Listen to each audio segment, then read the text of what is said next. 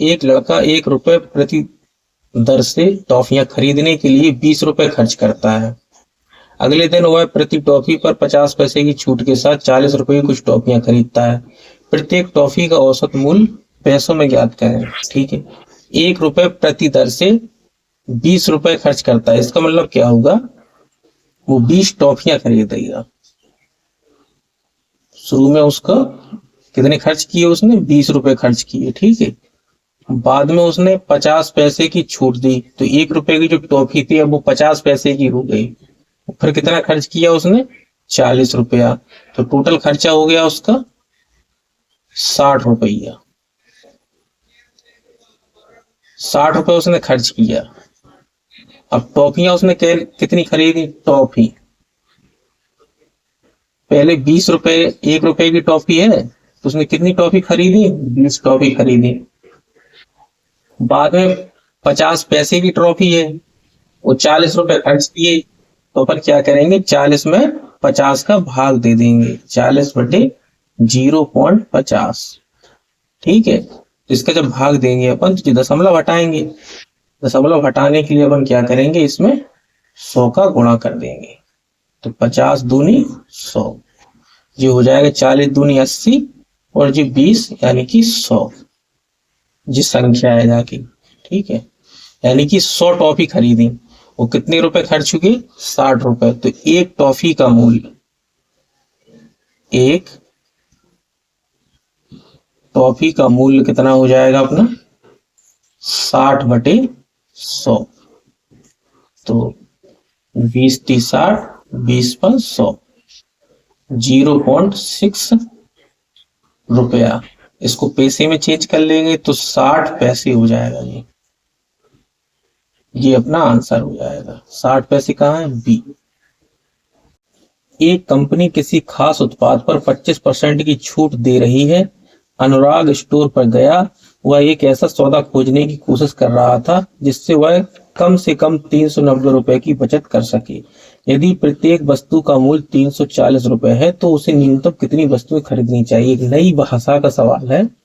इसमें देखो, बचत 390 रुपए की उसको करनी है। ठीक है, तो जितनी छूट ज्यादा मिलेगी उतनी उसको बचत होगी। अब एक वस्तु का मूल्य 340 रुपया दे रखा है, तो सीपी हो जाएगा एक वस्तु का 340 रुपए। अब 25% का क्या है, डिस्काउंट है। ठीक है, तो हम एक वस्तु पर कितनी छूट मिल रही वो निकाल लेंगे। ठीक है, 340 का 25% निकाल लेंगे अपन। 25 चौको 100, 4 अट्ठे 32, 4 पंचे 20, यानी कि 85 रुपया। एक वस्तु पर अपन को 85 रुपए की छूट मिल रही है। तो अब 390 रुपए को अपन को फायदा कराना है, तो 390 में अपन भाग दे देंगे 85 का। ठीक है, उतनी वस्तुएं अपन को खरीदनी पड़ेंगी, तो 390 का अपन को फायदा हो जाएगा। 5 से ने काट देंगे।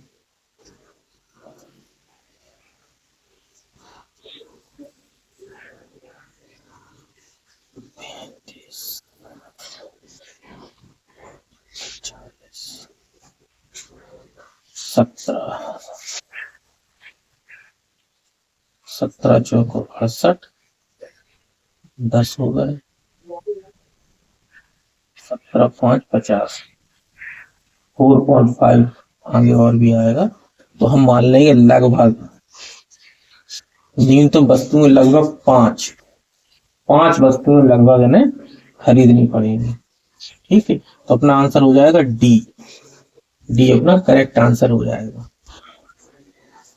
वस्तु का एमपी यानी कि मार्क प्राइस, सीपी यानी कि कॉस्ट प्राइस से 25% अधिक रखा गया है। यदि वस्तु को 8% की छूट पर बेचा जाता है तो उसके एसपी यानी विक्रय मूल्य और सीपी यानी क्रय मूल्य का अनुपात ज्ञात करें। देखिए, सीपी, एमपी और एसपी। हमें कहा गया है कि जो मार्क प्राइस है वो सीपी से 25% अधिक है। यदि सीपी 100 रुपए है तो मार्क प्राइस कितना हो जाएगा, 125 रुपया। फिर कहा जा रहा है कि 8% की छूट इस पे दी जाएगी। तो हम जब 8% की छूट देंगे 125 पर, तो वैल्यू कितने की बचेगी? 92% की। वो अपना एसपी हो जाएगा। 25 पंचे 125, 25 चौको 100, 4 दूनी 8, 4 ती 12, 5 और 23 बचा। अपन से पूछा है एसपी और सीपी का रेशियो, तो एसपी अपॉन सीपी आ जाएगा। एसपी की वैल्यू है 5 गुणा 23 और सीपी है 100। 5 से 100 कट जाएगा 20 बार, रेशियो आ जाएगा 23/20 और अपना आंसर हो जाएगा बी। सोने की 4 अंगूठियां और 2 चूड़ियों का मूल्य 40,000 रुपया है। 10 अंगूठियां और 5 चूड़ियों का मूल्य क्या होगा?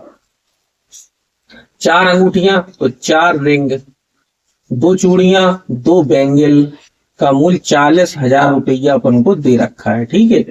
और अपन से 10 अंगूठियों को 5 चूड़ियों को पूछा है, तो इसमें 4 में 2 कॉमन आ जाएगा। इसमें ये हो जाएगा 2R प्लस के बी प्लस के 40,000। तो 2R प्लस के बी बराबर 20,000। एक इक्वेशन बन गई। अब अपन को निकालना है 10 चूड़ियों का, तो इसमें 5 के गुणा कर देंगे अपन।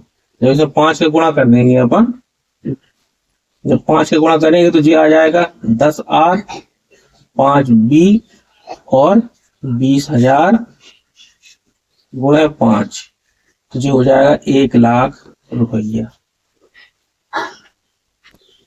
ये अपना आंसर हो जाएगा, ये हो अपना करेक्ट आंसर।